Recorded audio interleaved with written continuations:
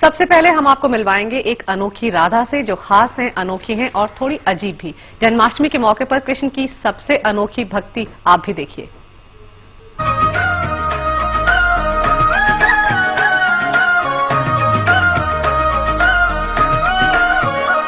श्री राधे राधे राधे बरसाने वाली राधे।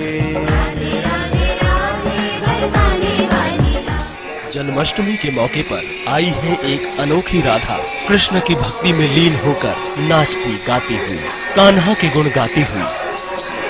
सुनिए, आ गई है एक और राधा, चूड़ियां पहनकर, पायल खनकाती हुई, बिंदिया दिखाती हुई, 16 श्रृंगार का दम दिखाती हुई। लेकिन इस राधा में क्या है खास? क्यों इस पर कैमरे की नजर है टिकी? क्या है इस राधा में खास? देखते जाइए। नाम वीरेंद्र कुमार सक्सेना, उम्र 78 साल, पता बरेली रेलवे के रिटायर्ड इंजीनियर। जी हां, अब तक आप समझ गए होंगे कि ये राधा कोई स्त्री नहीं और ना ही किसी नाटक मंडली की कोई किरदार है। ये कभी रेलवे के इंजीनियर हुआ करते थे, लेकिन बाद में ये कृष्ण भक्ति में ऐसे डूबे कि रूप रंग के साथ साथ सब कुछ बदल गया।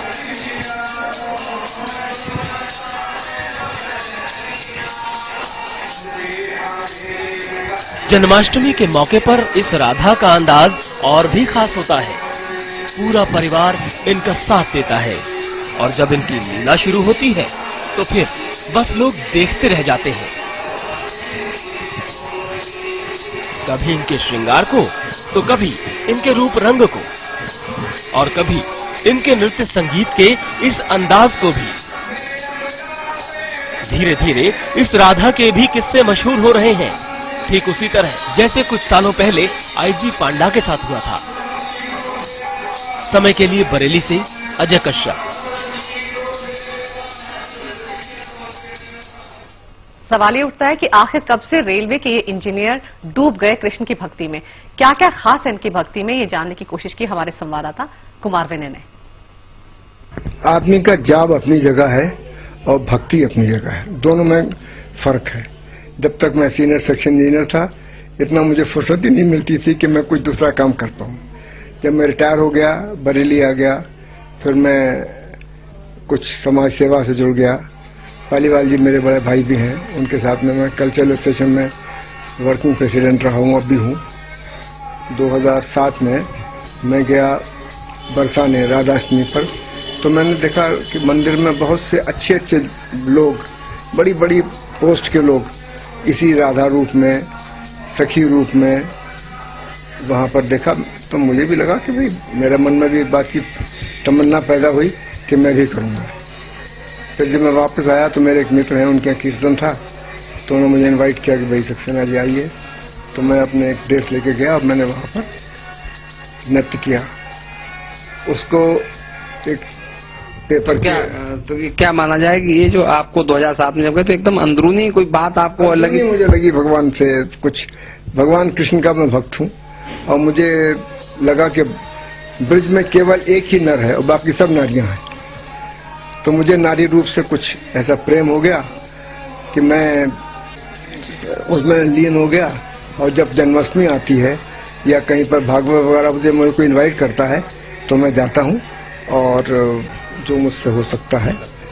तो ये जैसे आज जन्माष्टमी है, भगवान कृष्ण का जन्म है, राधा उनकी सबसे प्यारी सखी थी, मतलब उनकी एकदम अर्धांगिनी भी थी और बिल्कुल कृष्ण और राधा में कोई अंतर नहीं माना जाता है। तो आज आप राधा का रूप धारण करके किस तरीके से अपनी भक्ति प्रदर्शित करते हैं और क्या आपको महसूस होता है आज के दिन?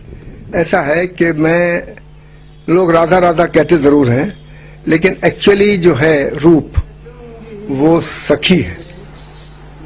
सखी भगवान कृष्ण की हजारों से करोड़ों सखियां थी, उनमें से मैं भी एक अपने लिए फील करता हूं। और जब मैं इस फेस में होता हूं तो मुझे कोई चीज नहीं अच्छी लगती, इससे भगवान कृष्ण नजर आते हैं और उनकी मस्ती में डुबा जाता हूं।